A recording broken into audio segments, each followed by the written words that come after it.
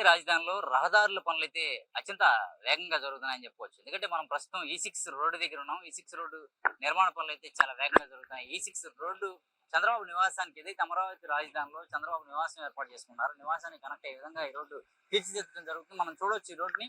ఇదంతా కూడా చాలా పొడవైనటువంటి రోడ్డుతో ఏర్పాటు చేస్తున్నారు. ఇక్కడ నుంచి ఈ6 రోడ్డు మొత్తంగా 9.845 కిలోమీటర్ల మేర ఈ6 రోడ్డుని ఏర్పాటు చేస్తున్నారు. ఇది మల్కాపురం టు అనంతపురం వరకు వెళ్తుంది. అయితే మల్కాపురం టు అనంతవరం వరకు 9.845 కిలోమీటర్ల దూరంతో ఈ రోడ్డు ఏర్పాటు జరుగుతుంది. ఇది సీడ్ యాక్సెస్ రహదారికి అనుసంధానంగా నిర్మాణం అయితే జరుగుతుంది. ఇది పూర్తిగా అమరావతి రాజధానిలో చంద్రబాబు నివాసం ఏదైతే కొత్తగా కట్టుకుంటున్నారో ఆ నివాసానికి ఇది కనెక్ట్ అయ్యే విధంగా ఈ రహదారిని తీర్చిదిద్దుతున్నారు.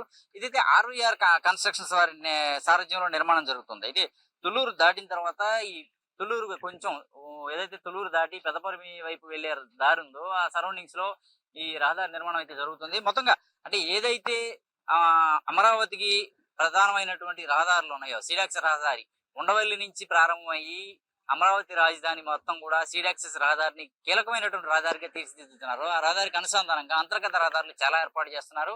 ఈవెన్ టు బిగిన్ అయినటువంటి రహదారులు అన్ని చోట్ల అనుసంధానం చేసుకుంటూ అన్ని ప్రాంతాలని కంపేర్ చేసుకుంటూ అదే అన్ని ప్రాంతాలని కలుపుకుంటూ ఈ రహదారుల ఏర్పాటు అయితే జరుగుతుంది. చాలా వేగంగా జరుగుతున్నటువంటి పరిస్థితిని మనం చూడవచ్చు. సిఎక్సెస్ రహదారిలో ఉండవల్లి వద్ద మాత్రమే కొంత రైతులు భూములు స్థలాలు ఇచ్చేదానికి నిరాకరించడంతో అది కోర్టులో ఉండటంతో కొంత అక్కడ సిఎక్సెస్ రహదారి నిర్మాణం ఆగిన సంగతి అందరికీ తెలిసిందే. అయితే ఇప్పటికే దానికి సంబంధించి భూసేకరణకి ఏదైతే భూ సమీకరణ ముందు రైతులు ఉన్నారో వారి వద్ద నుంచి భూసేకరణ ద్వారా భూములు సేకరించేదానికైతే ప్రభుత్వం ఇప్పటికే దానికి సంబంధించినటువంటి ఆదేశాలు ఇవ్వడం జీవో జారీ చేయడం కూడా జరిగింది. భూసేకరణ ద్వారా ఆ భూములు సేకరించి సీడాక్సెస్ రహదారి కంప్లీట్ చేయాలని అయితే సంకల్పించారు.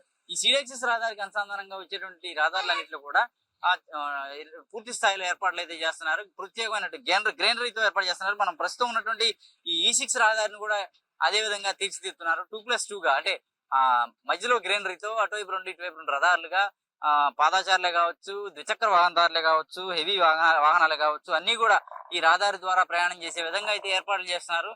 ఎక్కడా కూడా అంటే అసలు సీడ్ యాక్సెస్ రహదారులు ఎక్కడా కూడా ఇబ్బందులు లేకుండా భవిష్యత్తు సమీకరణాల దృష్టిలో పెట్టుకొని అంటే భవిష్యత్తులో వచ్చేటువంటి వరదలే కావచ్చు, వర్షాలే కావచ్చు, భవిష్యత్తులో పెరిగే రాజధానిలో పెరిగేటువంటి జనాలే కావచ్చు, ప్రజలే కావచ్చు, వీళ్ళందరినీ కూడా దృష్టిలో పెట్టుకొని ఎక్కడ కూడా ఎవరికి ఇబ్బంది కలగకుండా భవిష్యత్తు అవసరాల దృష్ట్యా ఎక్కడ ఇబ్బందులు ఎదురవకుండా అండర్ గ్రౌండ్ డ్రైనేజ్ ఏర్పాటు చేసుకుంటూ అండర్ గ్రౌండ్ కేబుల్ వ్యవస్థ ఏర్పాటు చేసుకుంటూ సీడ్ యాక్సెస్ రహదారిలో పడిన ప్రతి నీటి చుక్క అండర్ గ్రౌండ్ వాటర్ డ్రైనేజ్ లోకి వెళ్ళిపోయే విధంగా ప్రత్యేకమైనటువంటి ఏర్పాట్లు చేసుకుంటూ ఈ రహదారిని అయితే నిర్మిస్తున్నారు. మనం ఉన్నటువంటి ఈ6 రహదారి కూడా అదే విధంగా తీర్చిదిద్దుతున్నారు.